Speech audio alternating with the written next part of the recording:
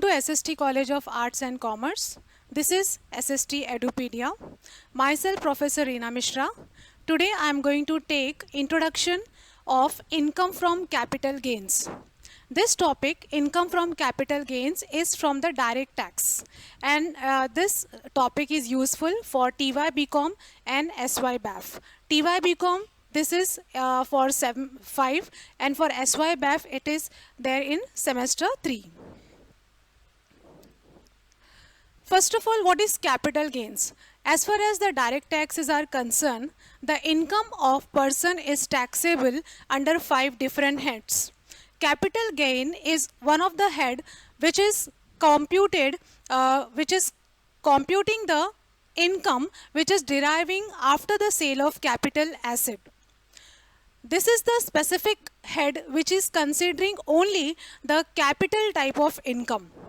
Capital gains defined under section 45 subsection 1 is any profit and gains arising from the transfer of capital asset is taxable under the head capital gains in the previous year in which the transfer has taken place. If any capital asset is sold out in the previous year, that is when the ownership of a capital asset transfers from one person to the other person. In this case, whatever income derives to the transferor, that income is taxable under the head income from capital gain. Now, what are the conditions for gains to be charged under capital gains? This is the basis of charge. For considering any income to be taxable under the head capital gain, what is the basis? What are the criteria for that? First, there should be a capital asset. First of all, it is important to understand the transfer which has taken place is of capital nature. वो asset capital nature का होना चाहिए. Capital nature मतलब वो capital asset जो business में long term के लिए या personal life में long term के लिए use होता है. That is capital asset. The capital asset should be transferred by the assessee. Transfer refers to when there is a permanent transfer of ownership from one person to the other person for the consideration. So the capital asset is transferred by the assessee to the other person. Third condition, such transfer should take place during the previous year. This transfer must be in the previous year. Suppose if the assessment year is 2018-19, the previous year, all the transfer which has taken place in the previous year 17-18 will be computed as capital gain in 18-19.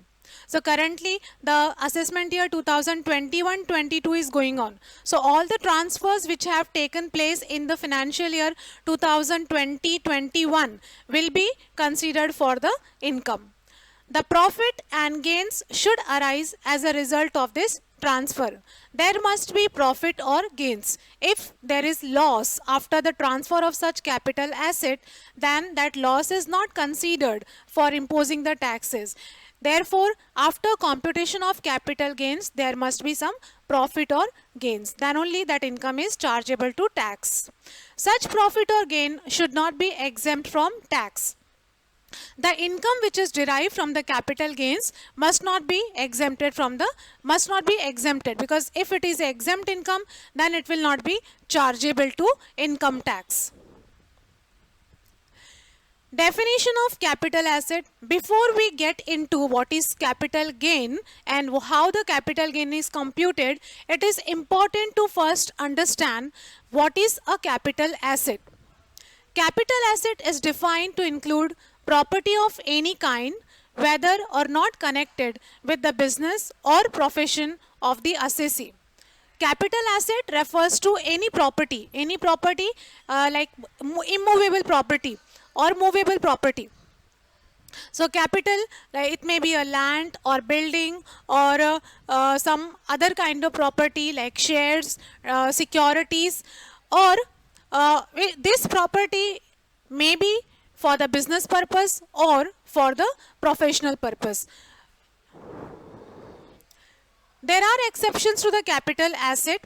Now, in general, if we talk, all the movable property, immovable property, or the asset, capital asset, which is used for the business purpose, for the profession purpose, is capital asset.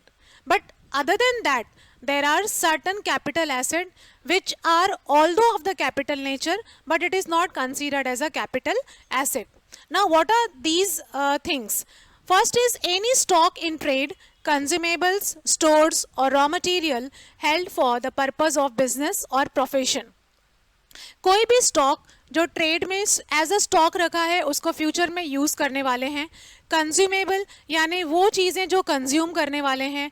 Stores और raw material, suppose retail shop में हम जो देखते हैं या departmental store में हम देखते हैं बहुत सारी चीज़ों को शेल्फ पे या विंडो डिस्प्ले में वो स्टोर करके रखते हैं उसको सेल करने के लिए. तो ये सारी चीज़ें, ये प्रोडक्ट्स या रॉ मटेरियल जो स्टोर्स में हैं, जो फ्यूचर में बिजनेस में यूज होने वाले हैं, देन सच गुड्स और such assets are not considered as capital assets.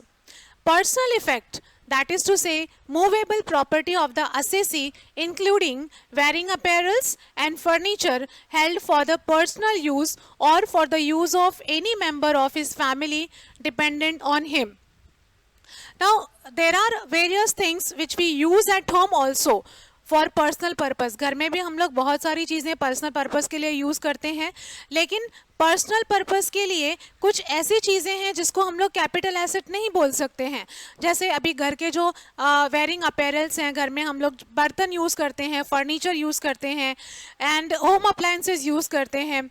ये सारी चीज़ें जो हैं ये पर्सनल इफेक्ट की चीज़ें हैं. That is not considered as capital asset, including the clothes we wear and the utensils which we use at home. ये सब चीज़ें जो हैं these are not capital asset. Although utensils हम लोग सालों साल घर में यूज़ करते हैं. Apparels also we are wearing for few months और few years, but these are not of the capital asset because these are of the personal effects. ये चीज़ें पर्सनल पर्पस के लिए यूज़ की जाती हैं, इसके लिए इनको कैपिटल एसेट नहीं बोलते हैं. But it excludes following things. But कुछ ऐसी चीज़ें हैं जो ऑल्दो पर्सनल इफेक्ट्स की हैं लेकिन उनको कैपिटल एसेट में इंक्लूड किया गया है. जैसे आभूषण, ज्वेलरीज, आर्कियोलॉजिकल कलेक्शन, कोई ऐसी एंटिक चीज़ है जो हिस्टोरिकल ज़माने की है और कुछ लोगों को एंटिक्स जमा करने का, अपने घर में रखने का बहुत शौक होता है. तो ये जो आर्कियोलॉजिकल कलेक्शन होते हैं ये ऑक्शन होता है इनका and they are sold out at a very high prices. So these archaeological collections are also considered as capital asset. Drawings, paintings, sculptures or any work of art, these are the things which are considered as capital asset. ये चीज़ें personal effect की हैं, उसके बावजूद इनको capital asset माना जाता है. Silver utensils constitute personal effects. No capital gain will arise. Gold utensils are not personal effects and are capital assets. Silver, चांदी के बर्तन, yes, हम लोग कोई भी और मेटल के जो बर्तन यूज़ करते हैं it is not capital asset. लेकिन अगर हम यूटेंसिल्स, सिल्वर यूटेंसिल्स की बात करें तो this is of personal effect and इसको पर्सनल इफेक्ट की चीज़ माना जाता है और इसके सेल होने से जो गेन है that is not computed under capital gains. लेकिन वहीं पे अगर हम लोग गोल्ड यूटेंसिल्स की बात करें so they are not personal effects. Gold utensils को पर्सनल इफेक्ट्स नहीं माना गया है and they are considered as the capital assets. So अब ये लोगों के ऊपर डिपेंड करता है कि वो लोग चांदी के बर्तन में खाना खाते हैं या सोने के बर्तन में खाते हैं. बट इनकम टैक्स ने ये क्राइटेरिया ड्रॉ करके रखा है कि including other metals as well as silver, the utensils are considered as are not considered as capital gains. अगर इसको हम सेल करते हैं और सेल करने के बाद इसकी कोई वैल्यू मिलती है तो उसको कैपिटल गेन में काउंट नहीं किया जाता है. लेकिन अगर वहीं पे गोल्ड यूटेंसिल्स है तो उसको उससे उसके ट्रांसफर से या उसके सेल से जो प्रॉफिट आता है that is taxable under the capital gains. Then agricultural land in India, provided it is not situated in urban area, that is rural agricultural land. अगर rural agricultural land है rural area में कोई agricultural land situated है तो ये rural agricultural land के transfer पे जो भी प्रॉफिट होता है या जो गेन होता है वो कैपिटल गेन में कंसिडर नहीं करते हैं. This is not considered as capital gains. Then there are certain bonds, 6.5 gold bonds, 7% gold bonds and national defense gold bonds which is issued by central government. ये notified bonds हैं जिसमें investment के बाद अगर इसके ट्रांसफ़र से कोई returns मिल रहा है तो इसके रिटर्न्स का जो गेन होता है that is not taxable under the capital gains because it is issued by central government. Special bearer bonds and gold deposit bonds issued under gold deposit scheme of 1999. These are the special bonds and notified bonds by the central government. The investment in these bonds is not at all taxable. ये bonds में investment करने के बाद जो returns आता है it is not at all taxable under the head capital gains. So here we have concluded कि जो पर्सनल इफेक्ट्स की चीज़ें होती हैं वो कैपिटल गेन्स में काउंट नहीं होती हैं. अदर देन दैट अगर कोई प्रॉपर्टी है तो उसको फिर कैपिटल गेन्स माना जाता है, कैपिटल एसेट माना जाता है. Now the capital assets are also divided in two types depending upon the duration they are held with the assessee. Capital asset assessee के पास कितने समय से है उसके ऊपर डिपेंड करता है कि वो asset short term capital asset है या लॉन्ग टर्म कैपिटल एसेट है. Short term capital asset means a capital asset held by the assessee for not more than 36 months immediately prior to its date of transfer. Short term capital asset यानी वो capital asset जो assessee के पास assessee के ownership में 36 month से ज़्यादा duration के लिए नहीं है. However, the following assets are treated as short-term assets if they are held for not more than 12 months. Other than this, अगर कोई भी कैपिटल एसेट है तो वो 36 मंथ्स के लिए अगर असेसी के पास है तो उसे शॉर्ट टर्म कैपिटल एसेट बोलेंगे. 36 मंथ्स से एक दिन भी ज़्यादा अगर वो असेसी के पास है तो वो लॉन्ग टर्म कैपिटल एसेट हो जाता है. लेकिन कुछ ऐसे एसेट हैं जो सिर्फ 12 मंथ्स तक ही असेसी के पास शॉर्ट टर्म कैपिटल एसेट माने जाते हैं. 12 मंथ्स ड्यूरेशन एक्सीड होने के बाद वो एसेट लॉन्ग टर्म एसेट हो जाते हैं. नाउ वो कौन से एसेट हैं?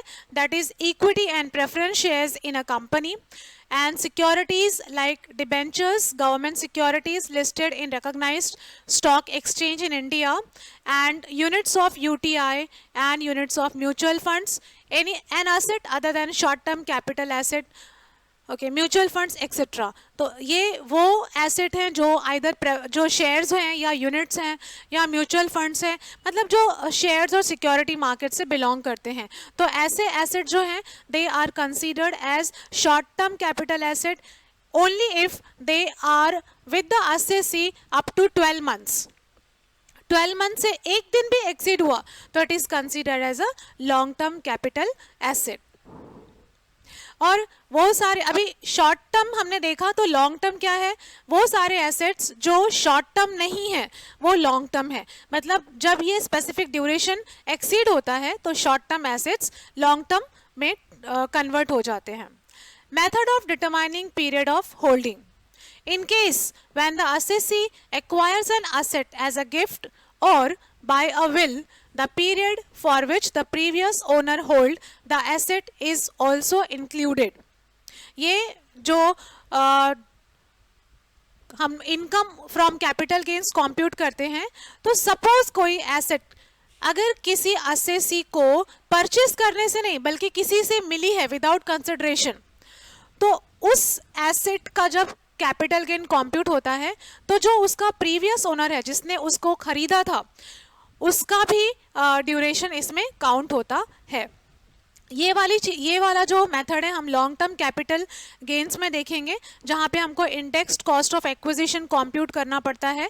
तो यहाँ पर अगर कोई गिफ्ट के तौर पे या विल के तौर पे किसी को कोई प्रॉपर्टी मिली है, वहाँ पर उसने वो प्रॉपर्टी को परचेज नहीं किया है, एज अ गिफ्ट मिला है या उसको वसीयत के तौर पे विल में मिला हुआ है और उसके तौर पे वो असेसी उसका ओनर है, लेकिन जिस पर्सन ने उसको गिफ्ट किया है या जिसने उसको एज अ विल ट्रांसफर किया है उसने तो खरीदा होगा कभी ना कभी, तो उस प्रीवियस ओनर ने उसको कब परचेज किया था वो ड्यूरेशन को कंसिडर किया जाता है जब long term capital gain compute होता है। Transfer of capital asset includes, अब ट्रांसफर यानी क्या, ट्रांसफर मतलब क्या होता है, द सेल, एक्सचेंज और रिलिंग्विशमेंट of the asset.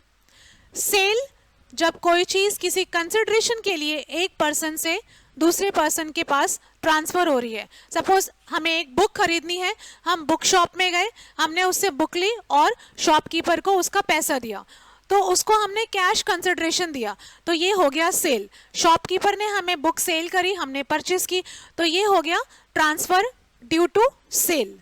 Exchange, sometimes we hear of the offers like exchange your old mobile phone and take the new one, or exchange some electronic items and take the new one। ये mostly electronic items में होता है या furnitures में होता है जहाँ पर पुराने को exchange करके new लाते हैं कुछ additional amount pay करके। So such kind of transactions are also considered as exchange। And relinquishment मतलब जहां पर कोई चीज इस तरह से ट्रांसफर हो रही है जहां पर उसके प्रीवियस ओनर से ओनरशिप ट्रांसफर होके दूसरे को जा रही है, मतलब प्रीवियस ओनर अब उसका ओनर नहीं है, वो अब उसका मालिक नहीं है, उसने किसी दूसरे को उसका जो स्वामित्व है या ओनरशिप है वो ट्रांसफर कर दिया है। So this is the relinquishment of the asset.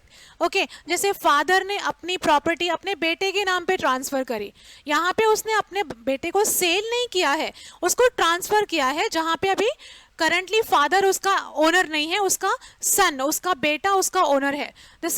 These are the different modes through which the transfer takes place. The extinguishment of any rights therein, again जहाँ पर से किसी राइट कोई राइट्स खत्म हो जाता है, extinguish हो जाता है। सपोज कोई एसेट के ऊपर से गवर्नमेंट ने राइट्स ले लिया, that is also a transfer. The compulsory acquisition of any asset by the government, suppose under the national highway project, government has compulsorily acquired the asset of certain person, then that is also called as a capital asset. Conversion of capital assets into stock in trade, जब capital asset को stock में या stock in trade में convert किया जाता है, that is also the different way of capital assets. Transactions which do not constitute transfer, कौन से ऐसे ट्रांजेक्शन हैं जो कि ट्रांसफर कंसिडर नहीं किए जाते हैं? It is explained under section 47। Distribution of capital assets on total और partial partition of HUF. As we know, there is the system of Hindu undivided family only exist in India. तो जब Hindu undivided family partition हो रही है और partition होने पे जितने भी को पार्टनर्स हैं उनको उनका जो शेयर मिलता है, that is not considered as transfer.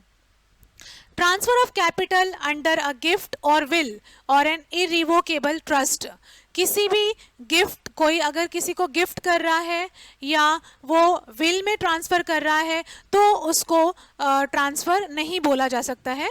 Yes, ये जो प्रॉपर्टी अंडर द विल या अंडर गिफ्ट ट्रांसफ़र हुई है, अगर वो पर्सन उसको फ्यूचर में सेल करता है then it is considered as a transfer. लेकिन ये जो ट्रांजेक्शन होता है थ्रू गिफ्ट और विल, तो ये जो ट्रांसफ़र है this is not considered as transfer.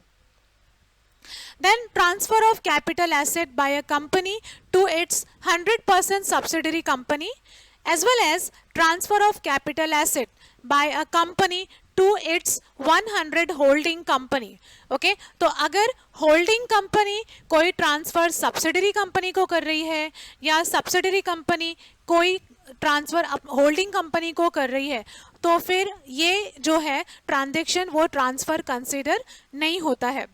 Transfer of capital asset in a scheme of amalgamation. Amalgamation is when two or more companies they get amalgamated, they get dissolved among themselves and उसके बाद एक नई company existence में आती है, एक completely नया formation होता है कंपनी का। तो ये जो अमालगमेशन रिकंस्ट्रक्शन है, ये it is a reconstruction of the company. तो यहाँ पर अमालगमेशन के टाइम पे जो भी ट्रांसफ़र होता है कैपिटल का, वो ट्रांसफ़र को कैपिटल गेन्स में कंसिडर नहीं करते हैं। Transfer of capital assets by a demerge company to the resulting company, amalgamation का रिवर्स जो स्कीम है दैट इज डीमर्ज, जहां पर कंपनी जो एक साथ काम कर रहे थे अभी वो डीमर्ज हो गए। जैसे हीरो होंडा, ना hero is operating separately and Honda is operating separately, तो डीमर्ज हो गए। तो डीमर्जर के टाइम पे भी जो ट्रांसफर हो रहा है, रिजल्टिंग कंपनी को वो टाइम पे जो कैपिटल मिलता है वो कैपिटल गेन्स में कंसिडर नहीं होता। Not to be considered a transfer, again this is the continuation of the last slide. Transfer of any work of art, archaeological, scientific or art collection, book, manuscript, drawing, painting, photograph or print to government, university, national museum, national art gallery, national archives or any other notified public institution or museum। हालांकि ये जो antics हैं, art, archaeological collections, any manuscript, normally ये capital, इनके transfer पे capital gain लगता है। लेकिन अगर ये चीज़ें कोई गवर्नमेंट को, नेशनल आर्ट गैलरी या कोई ऐसे नोटिफाइड बॉडी को ट्रांसफ़र कर रहे हैं तो उस पे, उस इनकम पे कैपिटल गेन कंसिडर नहीं होता है। Conversion of bond and debenture stock or deposit certificate in any form of a company into shares or debentures of that company, किसी भी कंपनी के बॉन्ड्स, डिबेंचर्स या जो डेप्ट इंस्ट्रूमेंट है अगर उसको शेयर्स या डिबेंचर्स में कन्वर्ट कर रहे हैं तो अगेन ये ट्रांसफ़र को भी ट्रांसफ़र कंसिडर नहीं करते हैं। So in today's session we have understood what is capital gain, what are the different bases of charge for the capital gains, what is capital asset, and what are the different transactions under which transfer takes place and what is not considered as transfer. Thank you very much.